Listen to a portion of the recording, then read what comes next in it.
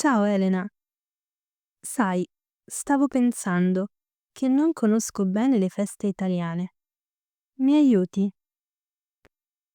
Ma certo, sono la parte più bella della nostra cultura.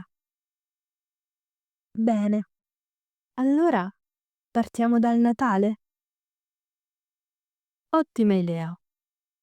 A Natale, in Italia, si fa il presepe. Il presepe, con le statuine? Esatto, e ogni famiglia lo fa diverso. E l'albero di Natale? Si fa anche quello, ma il presepe per alcuni è più tradizionale. E a tavola cosa mangiate? Cenone della vigilia, il 24 sera, e pranzo di Natale. Due grandi mangiate? Sì, dipende dalla zona. Comunque si mangiano antipasti, pasta, carne o pesce, dolci. Che dolci? Panettone, pandoro, torrone. Io ho assaggiato il panettone una volta. È buonissimo. Sì, però a me piace più il pandoro. È più morbido.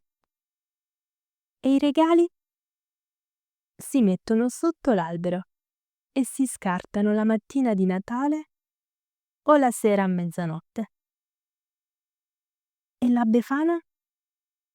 La Befana arriva il 6 gennaio e porta una calza con i dolci ai bambini. E il carbone se sono cattivi? Proprio così.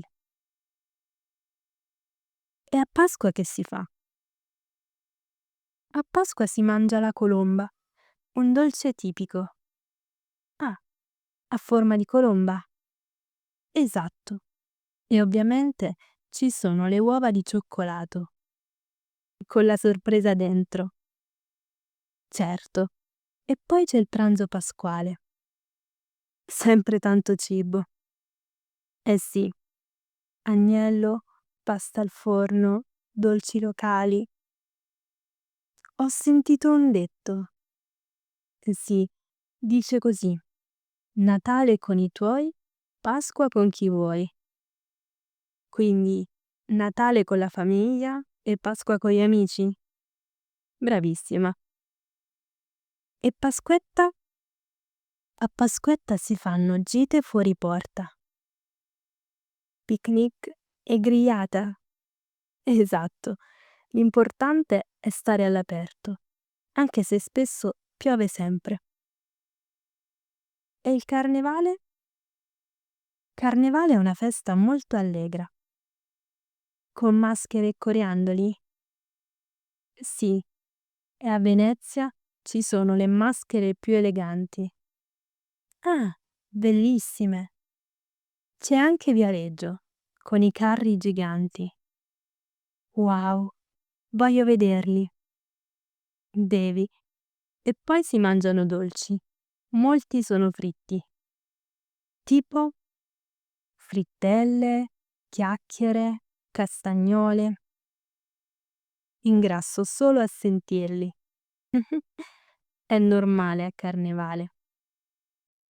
Da bambina ti mascheravi? Sempre. Di solito da principessa, da fata. Io mi sarei vestita da pirata. Fantastico. Poi c'è Ferragosto, vero? Sì, il 15 agosto. È una festa di metà estate? Diciamo di sì. Si va tutti al mare, oppure in montagna, in campagna.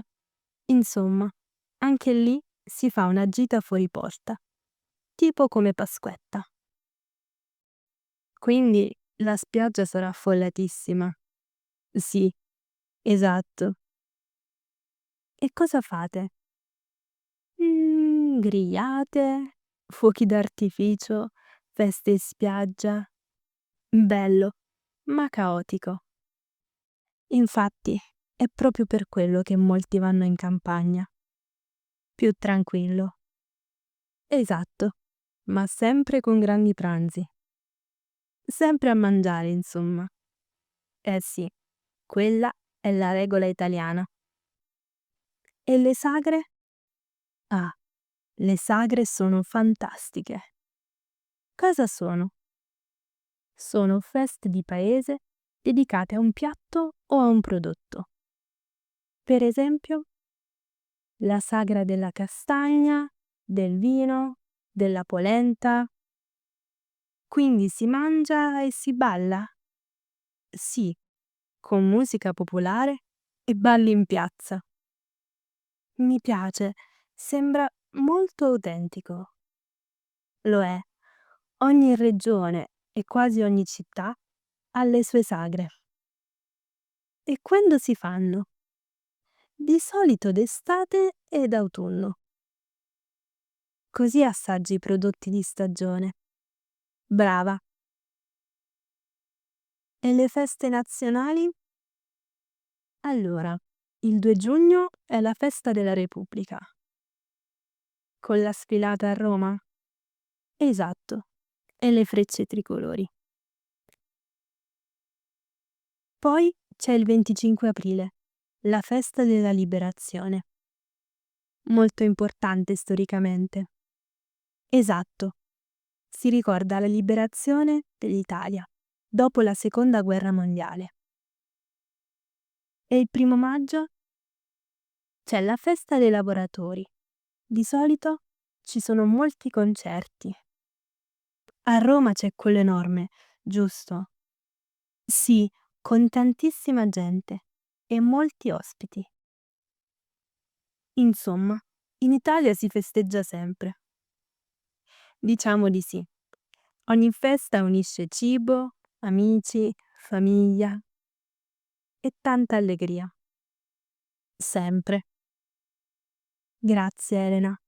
Ora so molto di più delle feste italiane.